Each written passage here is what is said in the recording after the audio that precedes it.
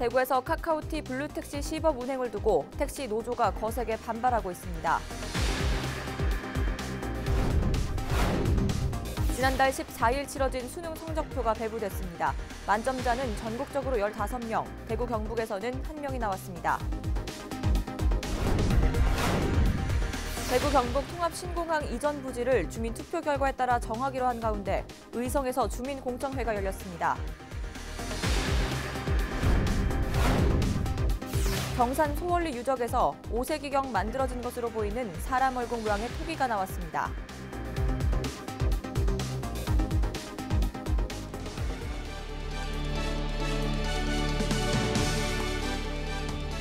여러분 안녕하십니까? 헬로티비 뉴스 대구 경북입니다.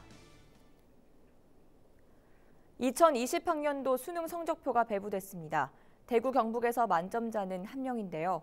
이미 나온 성적을 바꿀 수는 없고 지금부터는 입시 전략을 잘 짜는 것이 중요하겠죠. 박은경 기자입니다. 지난달 14일 치러진 대입 수능 성적표가 배부됐습니다. 만점자는 전국적으로 15명, 대구 경북에서는 졸업생 1명이 유일합니다. 학생들은 전반적으로 체감 난이도가 높았던 만큼 결과도 크게 다르지 않다는 반응입니다. 국어 점수가 안 나올 거라고 생각을 했는데 다행히 생각했던 것만큼 나와가지고 다행이라고 생각을 하고 있고, 경제 같은 경우에는 아무래도 경제를 치고 애들이 되게 말이 많았거든요. 너무 어려웠다. 그래서 경제 성적이 되게 또 안 나올 거라고 생각을 했는데 역시 안 나왔더라고요. 네, 올해 수학 나형이 상당히 어려웠다고 들었는데 그래도 제가 나름의 만족할 만한 성적을 얻어서 정말 다행인 것 같고 이제 남은 시간 친구들과 잘 보내고 싶습니다. 한국교육과정평가원은 채점 결과 불수능 논란이 일었던 지난해와 비교해 수학은 어려웠고 영어는 쉬웠던 것으로 나타났다고 분석했습니다. 국어의 경우 난이도를 알 수 있는 표준 점수 최고점이 지난해에 이어 역대 2번째로 높아 만만치 않게 어려웠다는 평가입니다. 때문에 인문계는 수학, 자연계는 국어가 당락 주요 변수로 꼽히고 있습니다. 전문가들은 수능 총점이 같더라도 영역별 가중치 등 반영 방식에 따라 점수가 달라지는 만큼 자신에게 유리한 조합을 찾는 것이 중요하다고 조언합니다. 노력에 비해서 결과가 살짝 아쉬울 수도 있지만 지금 받은 성적표를 잘 분석해서 대학별, 과목별 가중치를 고려한 다음에 자신이 원하는 진로가 대학인지 과인지 결정해서 지원한다면 스스로 만족할 수 있는 결과가 나올 거라고 생각합니다. 각 대학별 정시 원서 접수는 오는 10일 수시 합격자 발표가 끝난 후 26일부터 시작됩니다. 대구 경북교육청과 입시업체 등은 오는 9일부터 정시 전형에 대비한 설명회와 함께 상담실을 운영할 예정입니다. 헬로티비 뉴스 박은경입니다. 아마 보신 분들도 있으실 텐데요. 얼마 전부터 대구에서 프리미엄 택시인 카카오티 블루택시가 시범 운행을 시작했습니다. 하지만 이를 두고 택시 노조가 거세게 반발하고 있는데요. 4일 열릴 예정이었던 카카오티 블루 발대식도 노조의 반대 집회 때문에 취소되는 등 도입부터 마찰을 빚고 있습니다. 권미경 기자입니다. 카카오티 블루택시가 지난달 말부터 대구 시내를 달리기 시작했습니다. 서울에 이어 대구에서도 운행에 나선 겁니다. 카카오티 블루는 애플리케이션으로 택시를 부르면 주변 차량이 자동으로 배차되는 서비스로 기본 운임의 실시간 수요 공급에 따라 많게는 1,000원의 서비스 이용료가 붙습니다. 현재 법인 택시 90여 곳 가운데 40여 곳이 가맹 회원사로 등록돼 있고 택시 1,000대가 시범 운행 중입니다. 지금은 카카오티 블루는 센터에서 바로 연결을 해줘요. 어디로 가라고. 하지만 이를 둘러싼 반발이 거셉니다. 대구 택시 운송 가맹업자인 디지티 모빌리티는 4일 발대식을 열고 본격적으로 운행에 나설 예정이었지만 행사장 앞에서 노조가 도입 반대 시위를 벌이면서 결국 발대식이 취소됐습니다. 택시 노조는 운전기사 선별 가입, 강제 배차, 편의장비 설치 차별 등 디지티 모빌리티가 노조와 구두로 합의한 내용을 지키지 않고 있다 주장했습니다. 대구 택시 운송 사업자가 택시 가맹 사업 면허를 발급받아가지고 거대 기업인 카카오티와 업무 협약을 맺고 자기들끼리의 선정 기준을 정해가지고 택시 기사들을 선별 가입하는 게 가장 큰 문제점입니다. DGT 모빌리티는 더 많은 기사들이 함께할 수 있도록 가입폭을 늘리고 다른 문제에 대해서도 노조와 협의를 이어나가겠다 밝혔습니다. 지금 현재 들어오시지 않은 나머지 개인 택시도 그렇고 법인 택시도 문호를 다 개방해서 조금씩 확대해 나갈 그런 생각입니다. 시작부터 벽에 부딪힌 카카오택시. 택시 노조가 DGT 모빌리티의 면허 반납을 요구하며 추가 집회를 예고하고 있어 새로운 택시 서비스를 둘러싼 갈등은 당분간 쉽게 사그라들지 않을 것으로 보입니다. 헬로티비 뉴스 권미경입니다. 경산 소월리 유적에서 5세기경에 만들어진 것으로 보이는 사람 얼굴 모양의 토기가 나왔습니다.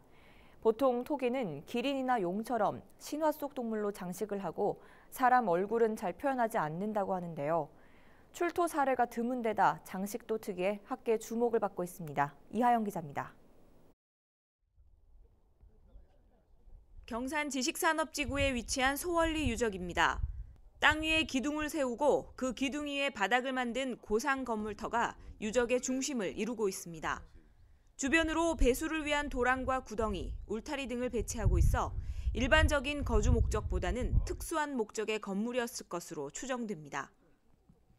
이 유적은 5세기를 전후한 삼국시대의 마을 유적입니다. 그 마을 유적 중에서도 고상 건물이라고 하는 지금 현재로서는 의뢰와 관련된 건물로 이렇게 예상은 하고 있지만 아직까지 전체 유적이 다 파악되지 않아서 확실치는 않습니다. 건물터 사이 한쪽 빈 공간에서는 사람 얼굴 모양의 항아리형 토기가 출토됐습니다. 땅속 뻘층이 완충작용을 한 덕분에 온전한 상태로 확인됐습니다. 현재 조사가 이루어지고 있는 이 소월리 유적에서는 얼굴 모양의 토기 외에도 바닥을 의도적으로 없앤 것으로 보이는 시루 한 점도 나왔습니다. 두 점의 토기는 서로 결합해 사용했을 것으로 추정됩니다. 그동안 경남 진주와 전남 한평 등에서도 얼굴 모양의 토기가 나왔지만 이번처럼 원통형 토기 3면에 얼굴 무늬가 새겨진 건 처음입니다. 한쪽 면만 가진 토기, 사람의 얼굴을 가진 토기는 출토된 적이 있는데 세 면에 이렇게 돌아가는 토기는 국내에서 아직 확인된 예가 없습니다. 더군다나 시기적으로도 이 신라시대 특히 한 5세기 전반경에 제작된 것으로 판단되기 때문에 그 희소성으로서는 상당한 가치를 지닌다고 볼 수 있습니다. 소월리 유적을 조사하고 있는 화랑문화재연구원은 내부에서 나온 토기 외에도 유기물과 목재 등을 추가로 분석해 유적의 정확한 성격을 밝힐 계획입니다. 헬로티비 뉴스 이하영입니다. 겨울이면 전국으로 팔려나가던 과메기의 인기가 올해는 예년만 못합니다. 과메기 원료인 꽁치 물량 감소에다 크기도 전반적으로 작아진 데 반해 소비자 가격은 내리지 않았기 때문인데요. 꽁치 과메기에 밀려 설 자리를 잃었던 청어 과메기가 이 틈을 노리고 판매를 늘리고 있습니다. 윤경보 기자의 보도입니다. 과메기의 계절로 부를 만큼 포항의 겨울에 빼놓을 수 없는 과메기. 하지만 몇 해 전부터 원료인 꽁치 물량이 줄더니 올해는 과거의 명성을 무색하게 하고 있습니다. 엎친 데 덮친 격으로 원양산 꽁치의 크기까지 작아진 데다 소비자 가격은 그대로이기 때문입니다. 작년에 하루에 한 20박스 나갔다면 지금은 반 정도 한 10박스 정도 나가는 추세죠. 직접 꽁치를 손질하고 말려 과메기를 만드는 덕장의 사정도 마찬가지. 경북 동해안에 직접 공급하는 물량뿐만 아니라 전국 각지로 향하는 택배가 눈에 띄게 줄었습니다. 지금 서울 경기 쪽으로는 많이 가고 있는데 이쪽 영남 쪽으로 물건이 많이 팔리지 않고 있거든요. 그럼 이제서부터 날씨가 좀 추워지면 많이 팔리겠지요. 이 같은 이유 때문에 올해 포항 지역의 꽁치 과메기 생산량과 판매 실적도 하향 곡선입니다. 2016년 3,680톤에 515억 원의 판매고를 올리던 게 지난해는 2,540톤에 429억 원으로 떨어졌고 올해도 지난해 대비 10% 감소가 예상됩니다. 포항시도 입지가 줄어들고 있는 과메기 소비를 확대하기 위해 홍보를 더 강화하기로 했습니다. 작년까지만 해도 러시아 연해주 쪽에 꽁치를 공급해 입고 해왔는데 이제는 대만까지 영역을 확대했습니다. 그래서 충분한 그 꽁치를 확보하게 돼 있고 또 보다 더 좋은 꽁치를 가져옴으로써 소비자한테 보다 더 신선하고 맛있는 꽁치를 꽁치 과메기 인기가 떨어지면서 원조격인 청어 과메기가 다시 인기를 얻는 것도 주목할 만합니다. 살점이 두껍고 건조 기간이 길다는 단점 때문에 경쟁에서 밀렸지만 청어 물량이 상대적으로 여유가 있는 게 장점입니다. 올해는 꽁치가 사이즈가 적어가지고 물량도 적고 이래가지고 소비가 많이 안 돼요. 그래서 청어 과메기, 청어가 원조잖아요.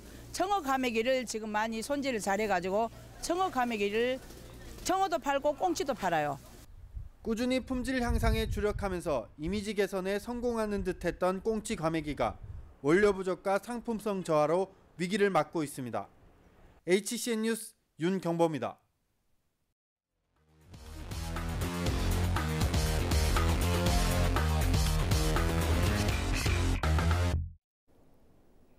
대구 경북의 핫 이슈를 들여다보는 뉴스 인사이드 순서입니다. 요즘 지역 경제를 활성화시키는 목적으로 여러 지자체에서 지역 화폐를 만들고 있죠. 청송군도 내년부터 청송사랑 화폐를 시중에 유통할 계획인데요. 화폐 자체도 다른 지역과 차별점이 있고 또 홍보도 색다른 방법을 활용하고 있다고 합니다. 자세한 이야기 담당자에게 직접 들어보죠. 청송군 새마을도시과 정찬용 팀장 전화 연결돼 있습니다. 네, 먼저 청송사랑 화폐에 대한 소개 부탁드리겠습니다. 저희 청송사랑 화폐는 청송 어디서나 사용할 수 있는 화폐입니다. 그리고 지난 8월부터 화폐 발행 준비를 하여서 판매 대행정과 담당 공무원 간담회를 실시하고 지역민들의 혼선을 방지하기 위하여 또는 원활한 유통을 위하여 만전을 기하고 있으며 동시에 화폐 발행 기준이 되는 운용 조례를 제정하여 기초를 다졌습니다. 내년도 발행 규모는 80억 원으로 1만 원권과 5천 원권 두 종으로 출시됩니다. 네, 청송 국민들이나 자영업자들에게 반가운 소식일 텐데요.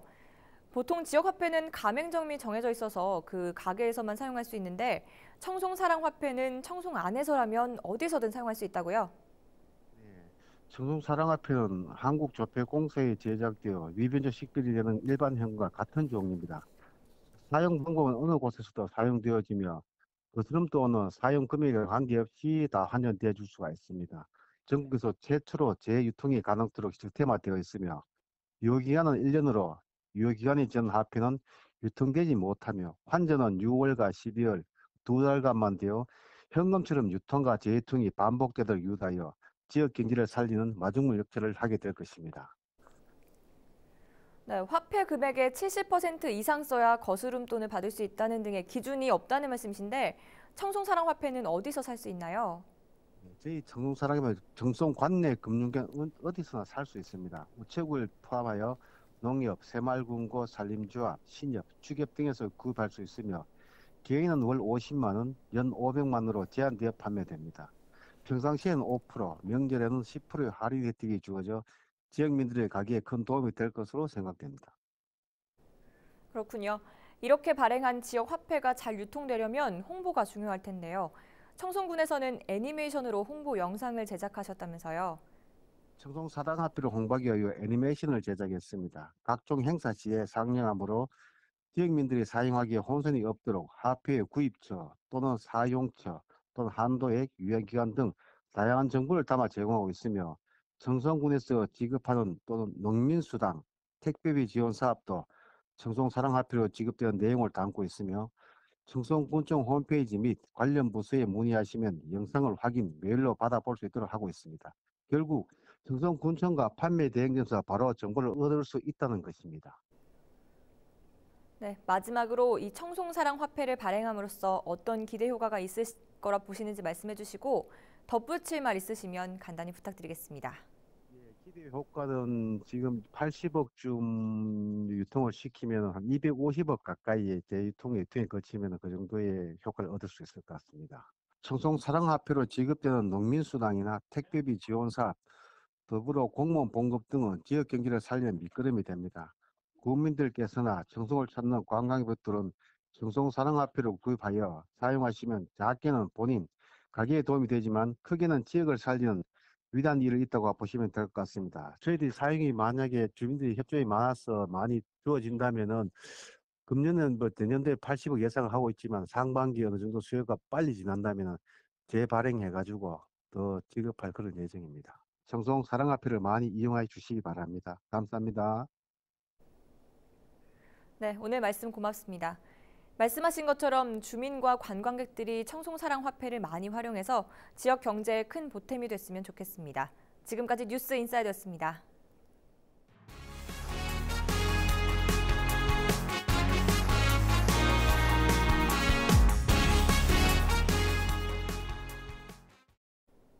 지난달 28일 대구 경북 통합 신공항 이전 부지를 주민투표로 선정하기로 결정했는데요. 4일 의성에서는 국방부와 대구광역시 공동주관으로 공항이 이전될 경우 지원 계획에 대해 주민 공청회가 열렸습니다. 이날 공청회에서는 공항 이전 사업과 지원 계획에 대한 설명, 발표, 주민 의견 청취 등이 진행됐습니다. 공동 후보지인 의성 비안과 군위 소보 지역이 최종 이전 지역으로 선정되면 소보와 비안에는 각각 1,500억 원이 지원되고 도로와 하수도 정비, 상수도 급수, 마을 회관 등이 세워집니다. 군위 지역 주민 공청회는 5일 열리며 주민 의견을 수렴한 최종 지원 계획은 이달 중순 확정될 예정입니다. 경상북도 문화관광공사가 2019 동남아시안게임이 열리고 있는 필리핀 수도 메트로 마닐라에서 해외 관광객 유치에 나섰습니다. 경북문화관광공사는 지난달 30일부터 닷새간의 일정으로 동남아시안게임에 참가하는 선수와 관람객 등에게 경북 도내 대표 관광자원을 소개하고 기념품을 증정하는 등 홍보 활동을 펼쳤습니다.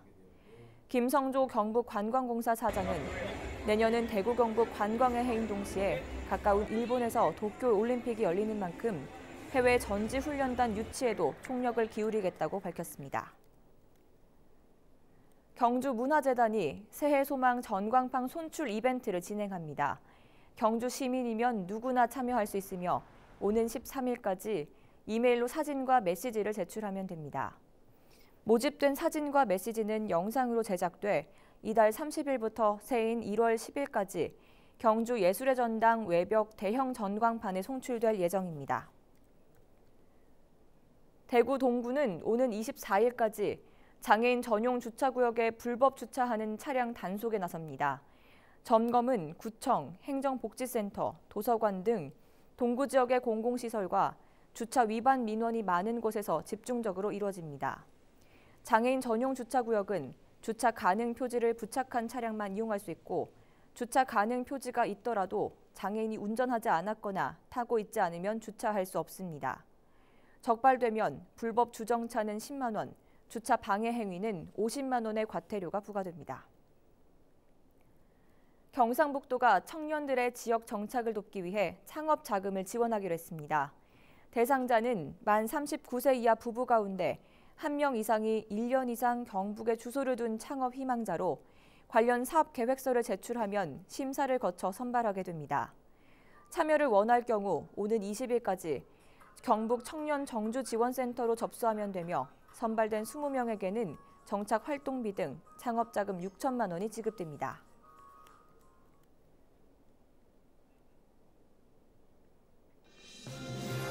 우리 지역의 이슈 콕 짚어봅니다. 헬로 이슈 토크. 지역의 이슈를 짚어드립니다. 헬로 이슈 토크 함께 하시죠. 경북문화관광공사가 보문단지 중심상가를 6년 만에 매각하면서 활성화가 가능할지 여부에 관심이 쏠리고 있습니다. 그러나 지역 상권 붕괴를 우려한 블랙아웃 시위가 일어나는 등 반발도 만만치 않은데요. 관련 내용 이 시간 이슈 토크에서 짚어봅니다. 기화서 경안신학대학원대학교 커뮤니티 정책학과 교수 그리고 천용길 뉴스민 편집장과 함께합니다. 두 분 어서 오세요. 네, 안녕하십니까. 네, 안녕하십니까. 먼저 경주 보문단지 내 중심 상가의 매각 결정이 났는데 이것이 6년 만에 매각이죠? 그렇죠. 이 땅의 소유주는 경북문화관광공사입니다. 네. 6년 전에 매각하려고 이제 공고하고 했다가 몇 번 이제 유찰도 되고 해서 안 되었다가 이제 이번에 6년 만에 네. 주인이 나타난 거죠. 그야말로 지난 10월 27일 날에 그 입찰 예정가 137억 7천만 원의 금액으로 공고를 했었는데 3개 업체가 응찰을 했고 네. 그 중에서 가장 예정가와 비슷한 금액, 원래 입찰이라는 그런 것이죠. 그 예정가와 가장 가까운 이 응찰을 한 사람에게 이제 낙찰이 되는 것인데 네. 세 군데 중에 한 곳, 바로 이제 M 업체라고 하는데 사실 알만한 사람 다 압니다. 우리 지역에 아니면 전국적으로 유명하면 모다 이노칩이라는 회사인데요. 모다 아울렛을 운영하고 있는 회사죠. 네. 이번에 이제 낙찰 과정에서 이제 경북문화관광공사가 한 2가지 정도 전제 조건을 달았습니다. 여기는 보문단지 안에 보문단지를 상징하는 5층 그 상징물도 있어요. 네. 있고 또 그 가로지는 실 개천도 흐르고 있고요. 이런 부분은 그대로 좀 이 원형 보존이 되었으면 좋겠다라고 하는 것을 달고 있었습니다. 그리고 또 많은 시민단체 분들도 이 보문단지의 상징물인 이것을 매각시키는 매각하는 것에 포함시켜서는 안 된다라고 하는 반대도 전부터 있어 왔었어요. 네. 이런 조건을 달고 일단 매각이 확정이 됐습니다. 바로 이 업체는 또 전국적으로 지금 뭐 많은 그 사업을 운영하고 있는 업체이기도 하고 또 보문단지 이전에 또 대형 아울렛을 시작하려고 하다가 지역 상인들의 반대로 무산된 적도 있었습니다. 네. 네. 아무래도 보문단지라고 하면 경주를 대표하는 곳 중에 하나이기 때문에 그동안 몇 차례 매각이 추진됐음에도 무산되지 않았습니까? 맞습니다. 이 1979년에 보문단지 내에 지금 매각된 이 중심상가, 그동안에는 보문단지의 상징적인 건축물로 초창기에는 이제 보문단지의 관광객들에게 기념품도 판매하고 이게 다양한 업종이 입점해 있었거든요. 그 보문단지 활성화에 큰 역할을 했다 이렇게 평가받아 왔는데 네. 1998년이죠. 그 IMF 사태를 겪으면서 정부 차원에서 이 공기업을 경영을 정상화시키겠다. 공기업 구조조정 계획에 따라서 이 협소하고 낡은 이 보문 상가가 우선 매각 대상 건물로 분류돼 매각이 추진이 됐습니다. 그 후에 이 경북관광문화공사에서 이 중심 상가에 대한 매각도 처음으로 추진이 됐었는데 네. 경주시가 이 보문단지의 상징적인 건축물인데 이걸 민간에 매각하는 것은 좀 아니다. 네. 먼저 활성화 방안을 자체적으로 모색해보자. 이렇게 요청을 하면서 사업 추진이 보류가 됐습니다. 그런데 지난 7월에 이 중심상가에 대한 매각이 재추진됐고 일부 인사들이 반대하면서 또다시 매각 작업이 중단됐었는데 현재 이 보문 중심상가 일원에는 지상 1층의 상가 건물 12개 동이 자리 잡고 있습니다. 뭐 상징탑, 조명실, 뭐 공연장 무대 그리고 이 여러 가지 관광시설까지 갖추고 있는 곳입니다. 네, 경북문화관광공사의 목소리를 이슈토크 취재진이 직접 들어봤습니다. 잠시 들어보시죠. 그 보문 상가는 아시다시피 5년째 이렇게 공실 상태로 슬럼화되고 진행되고 있습니다. 그래서 저희는 이 보문단지 활성화와 그다음에 관광객 유치를 위해서 보문 상가 개발이 필수적이라고 생각을 하고 이렇게 이번에 이렇게 입주 계약을 체결을 한 거고요. 지금 아직 계약이 진행 중입니다. 그래서 잔금 완납이 이제 이번 달에 들어오면 그리고 설계 심의가 들으면 우리 공사 자체에서는 새로운 입주자와 그리고 보문 단지 그리고 경주 시내 전체 이 중심상가 이런 사람들하고 같이 모여서 상생하는 그런 방안을 마련해 가지고 경주시와 중심상가 사람들과 이렇게 협의하는 방안으로 일을 추진해 나갈 계획입니다. 네, 사실상 보문 중심 상가가 그동안 방치되다시피 하지 않았습니까? 때문에 이번 매각을 통해 활성화될 것이라는 기대감이 있는 반면에 우려스러운 점도 짚고 넘어가야겠죠? 네, 먼저 기대감의 부분은 방금 우리 모니터에서도 봤다시피 경북문화관광공사 담당자 얘기로 보문단지의 관광 활성화에 기여할 것이다라는 기대감은 없잖아 있을 수 있습니다. 네. 당연합니다. 왜냐하면 관광의 기본은 관광객이 왔을 때 소위 말해서 볼거리, 먹거리, 할거리, 이건 체험할 거리를 얘기하는 거죠. 네. 그 다음 하나 대표적으로 중요한 게 이제 살거리입니다. 다시 말해 쇼핑, 네. 그 지역의 특산품, 또 그 지역을 상징하는 관광의 캐릭터 상품 뭐 이런 것들 많잖아요. 그런 그 쇼핑몰이 있어야 된다라고 하는 뭐 저도 기본적으로 동의는 합니다. 네.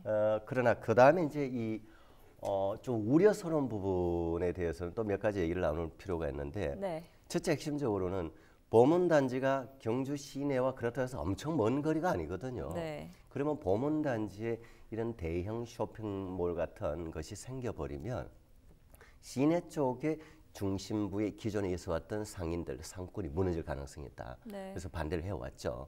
뭐 그 부분도 뭐 충분히 공감하고요. 또 하나는 앞서서 제가 잠시 언급을 했습니다만 여기 안에는 보문단지를 상징하는 상징물이 있고 네. 또 그리고 그 상징물 주변에 이 소위 말하는 수로 옛날에 이제 여기 적들이 공격해 오면 그걸 막기 위해서 물을 파놓은 일종의 네. 연못 같은 것이 그걸 해자라 그러는데 해자. 네. 이것이 이제 만들어져 있고 그 다음에 또 이제 자연석으로 만들어진 이제 야외 공연장도 있고 네. 상당히 이것이 건축물로서 그리고 이 경주를 상징하는 상징물로서의 이러한 것들은 유지 보존이 돼야 되지 않느냐 이런 네. 부분에 대해서 뭐 준하경 경주시장도 민간 경북관광공사도 경상북도의 지방 공기업이지만 회사거든요. 어쨌든 네. 이 회사가 또 다른 시행 회사에게 서로 매각 팔고 사고가 이루어진 것에 대해서 경주시장도 뭐 이래라 저래 할 수는 없습니다. 네. 그런 이제 우려는 표한 거죠. 이러한 상징성이 있는 것은 어떻게든 좀 유지 보존되면 좋겠다라는 것이고 경북 문화관광공사 입장에서는 이 부분들이 어떻게든 유지 보존이 되도록 협의를 잘 해보겠다라고 뭐 거듭 밝히고 있죠. 네.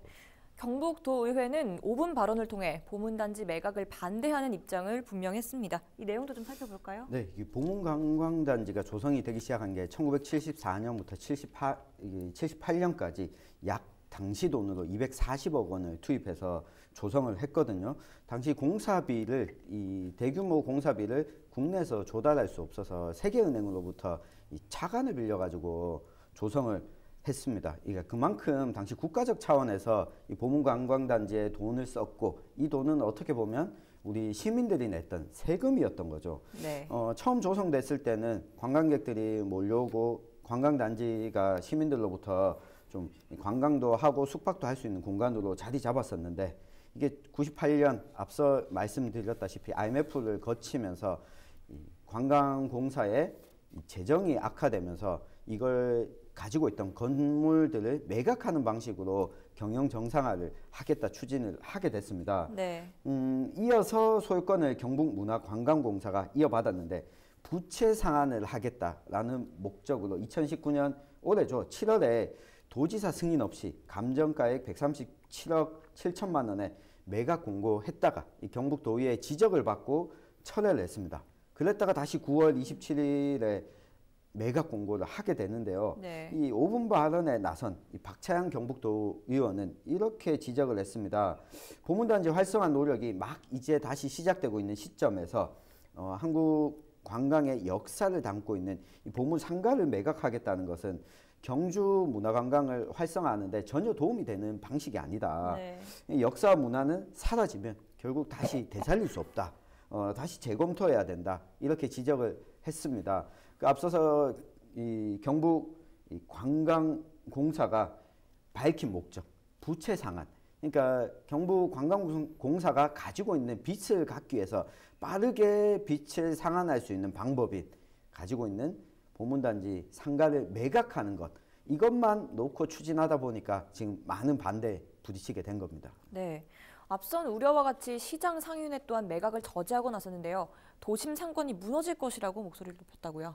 당연하겠죠. 이미 이번에 응찰에서 낙찰이 된 이제 M업체라고 표현을 하는데 네. 모다 아울렛을 운영하는 이 업체는 이미 전국에 많이 운영하고 있고 동시에 경주에도 바로 인근의 천북면, 바로 여기가 천북면 바로 인근입니다. 바로 그 안에 들어가는 곳인데 네. 여기에 이미 운영을 하고 있어요. 모다 아울렛이라고 이제 쇼핑몰을 운영하고 있는데 여기가 또 다시 이제 여기에 또 2호점이 들어온다. 경주 안에. 네. 그러면 경주 인구 20여만 명 정도인데 그 20여만 명 전체 20여만 명 중에서도 바로 보문단지 인근 안에 이런 이 대형 쇼핑몰을 이 아울렛 같은 것들 2개를 동시에 운영하는 곳은 전국 어디에도 없다. 네. 전국 상인의 경주의 상인 연합 입장에서는 그러면 당연히 중심부의 상권은 급격히 무너질 것이다. 몰락할 것이다라고 해서 이제 경북문화관광공사를 규탄한 거죠.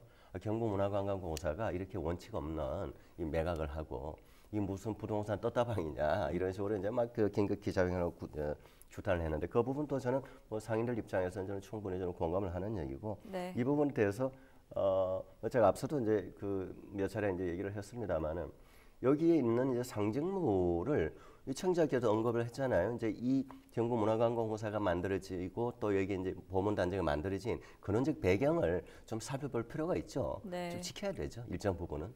네, 이런 철회 요구는 최근 블랙아웃 시위로까지 이어졌죠. 네, 그 블랙아웃이라고 하면 전력 사용량이 많아져서 정전 사태가 일어나는 건데 네. 11월 29일이었습니다. 경주 중심상가 상인들이 자체적인 블랙아웃 시위를 벌였습니다.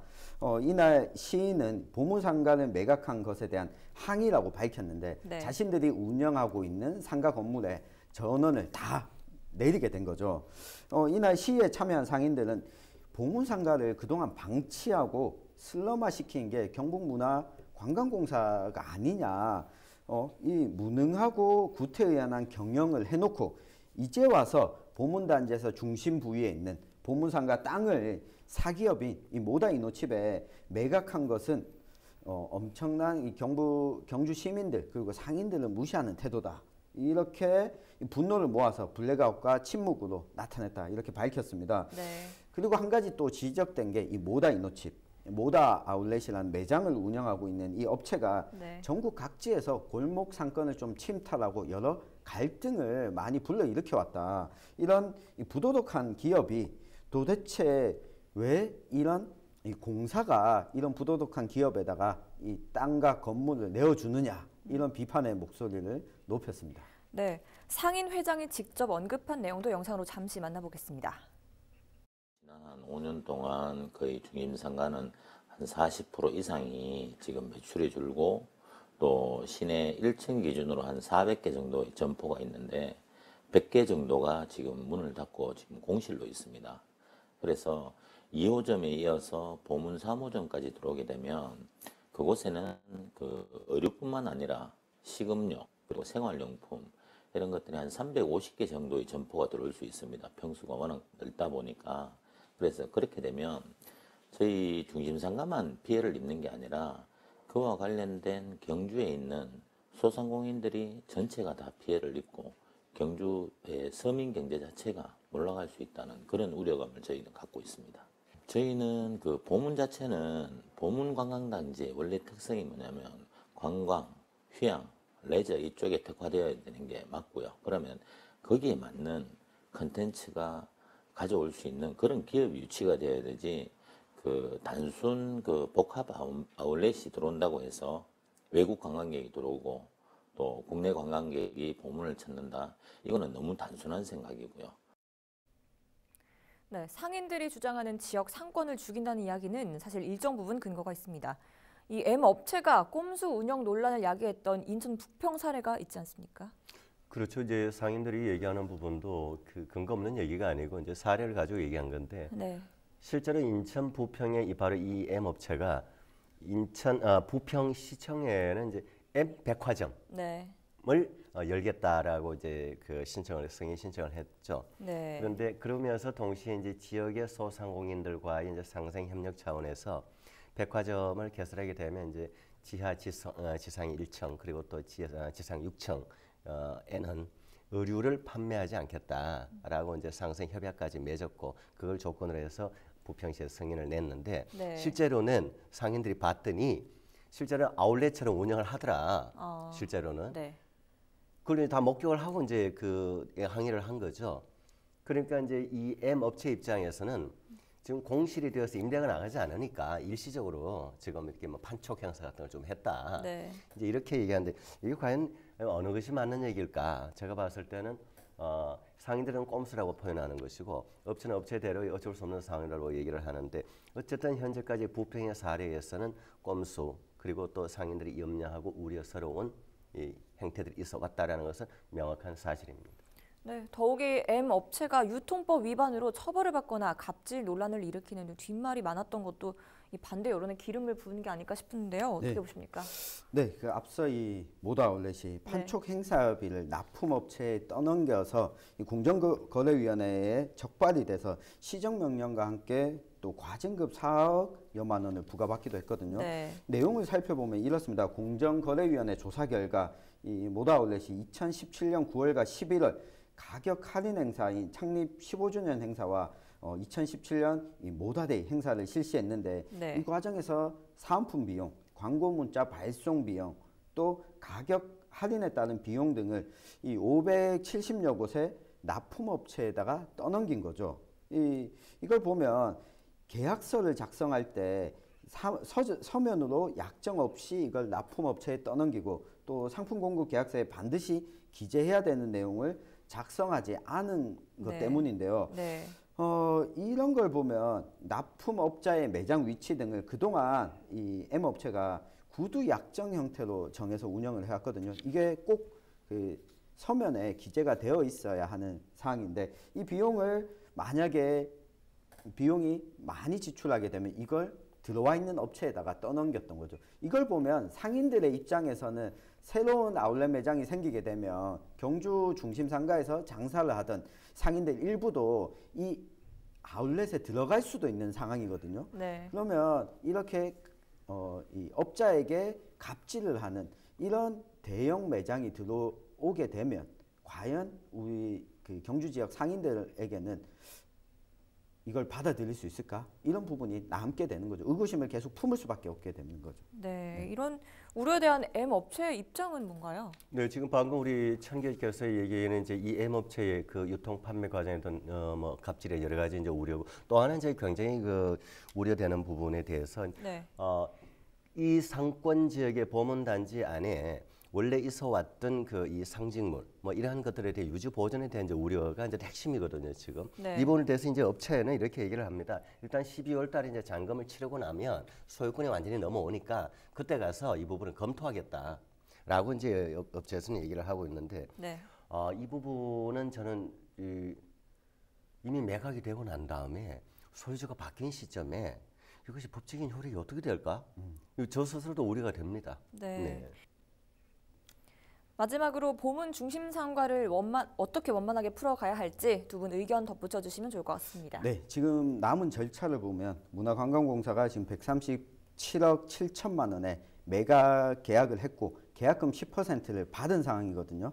내년 초까지 잔금이 입금되고 나면 소유권을 업체에다가 넘겨줘야 되는 상황입니다. 네. 그러면 두 가지 선택을 할 수 있을 거거든요. 하나는 이 계약 파기 시 계약금을 돌려주고도 이걸 중단해야 되겠다. 민간 매각을 중단해야겠다. 이렇게 추진할 수도 있고 또 한 가지는 민간 매각은 그대로 추진을 하되 상인들의 반발과 우려들의 목소리들을 귀담아서 안전장치들을 어떻게 마련할 수 있을 건가. 이것이 경북도의회와 경상북도 행정의 역할이자 몫이 아닐까 싶습니다. 네. 네, 저는 오늘 처음부터 이 보문단지 상가 부분에 있어 왔던 그 조형물 상징적인 이런 부분에 대해서 저희 집중 여러 가지 얘기를 해왔는데 네. 이 부분에 대해서 저는 팔았다고 하지만 경북문화관광공사는 지방 공기업입니다. 그리고 또 경주 지역의 문화관광 활성화, 역사문화성을 또 가져가야 되는 곳이고 또 이 매각 인수를 받았다 해도 사기업이지만 이런 역사문화성은 공익적 관점에서 같이 좀 더 지혜를 모아서 유지하는데 힘을 모아야 된다라고 생각을 합니다. 네, 두 분의 의견 잘 들었습니다. 이 시간 헬로 이슈 토크는 보문 중심 상가 매각을 둘러싼 논란에 대해 짚어봤고요. 함께해 주신 두 분 오늘 말씀 고맙습니다.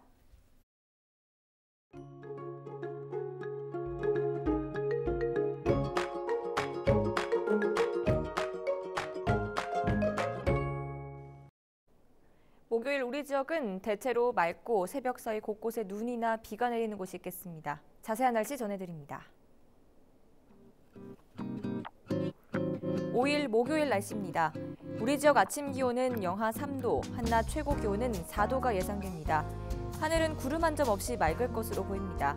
다만 새벽 사이 경북 서부 내륙을 중심으로 눈이나 빗방울이 떨어지겠습니다. 아침 기온이 영하권에서 출발하고 바람도 불어 체감 온도가 낮겠습니다. 옷차림을 단단히 하시기 바랍니다. 주간 날씨입니다. 당분간 맑은 날씨가 이어지겠습니다. 다만 북서쪽에서 유입되는 찬 공기의 영향으로 금요일부터는 영하 7도까지 내려가는 등 한파가 찾아오겠는데요. 봉화와 문경은 영하 10도 이상 내려갈 것으로 보입니다. 건강관리에 각별히 유의하시기 바랍니다. 날씨 정보였습니다. 이상으로 헬로티비 뉴스를 모두 마칩니다. 시청해주신 여러분 고맙습니다.